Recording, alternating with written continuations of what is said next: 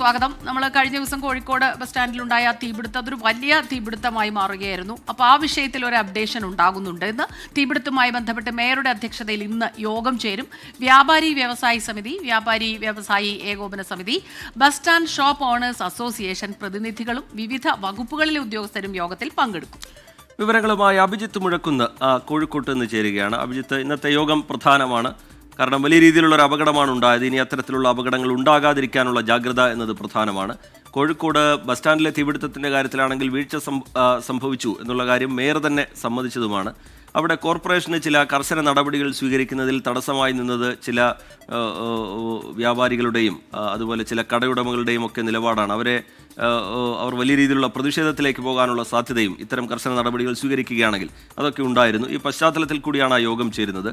അതിൻ്റെ വിശദാംശങ്ങൾ എന്താണ്? കോർപ്പറേഷൻ ലക്ഷ്യമിടുന്നത് എന്താണ്, അഭിജിത്ത്?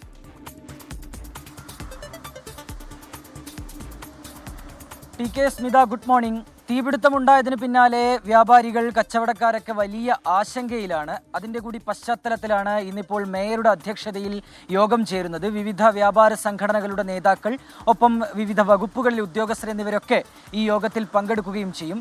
പ്രധാനമായും ചർച്ചയാവുക ഇനി എങ്ങനെയാണ് ഈ കച്ചവട സ്ഥാപനങ്ങളുമായി ബന്ധപ്പെട്ട കാര്യങ്ങൾ മുന്നോട്ട് കൊണ്ടുപോകേണ്ടത് എന്നുള്ളത് തന്നെയാണ്. കാരണം ഈ തീപിടുത്തം ഉണ്ടായതിന് പിന്നാലെ ഈ തീപിടുത്തം നേരിട്ട് ബാധിക്കാത്ത കടകൾ ഉൾപ്പെടെ അടച്ചിട്ടിരിക്കുകയാണ്. ഏതാണ്ട് 65ഓളം കടകൾ ആ രീതിയിൽ അടച്ചിട്ടുണ്ട്. അവയുടെ പ്രവർത്തനവുമായി ബന്ധപ്പെട്ട ആശങ്കകൾ വ്യാപാര സംഘടനകളുമായി ബന്ധപ്പെട്ടവർ മുന്നോട്ട് വയ്ക്കും.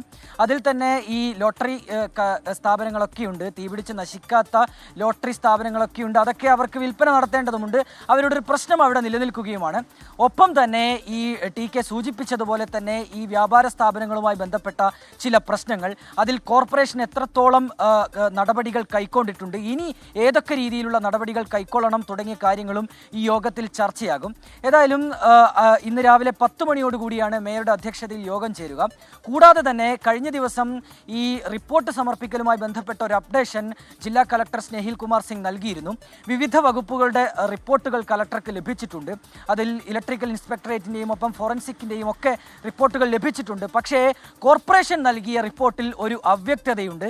അതുകൂടി വിശദമായി പഠിച്ച ശേഷമാകും സർക്കാരിലേക്ക് റിപ്പോർട്ട് നൽകുക എന്നാണ് കളക്ടർ വ്യക്തമാക്കുന്നത്.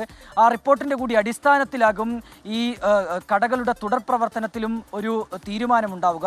അത് സർക്കാർ തലത്തിൽ കൈക്കൊള്ളേണ്ട തീരുമാനമാണ് എന്നുകൂടി കളക്ടർ വ്യക്തമാക്കിയിട്ടുണ്ട്. ഏതായാലും ഇനിയിപ്പോൾ അടിയന്തരമായി അവിടെ ഒരു പ്രശ്നപരിഹാരമാണ് ഉണ്ടാകേണ്ടത്.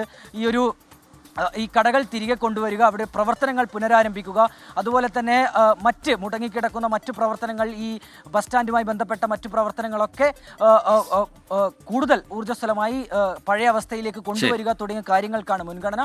ഇതിൻ്റെ കൂടി അടിസ്ഥാനത്തിലാണ് ഇന്ന് മേയറുടെ അധ്യക്ഷതയിൽ യോഗം ചേരുക. ടി കെ ശരി.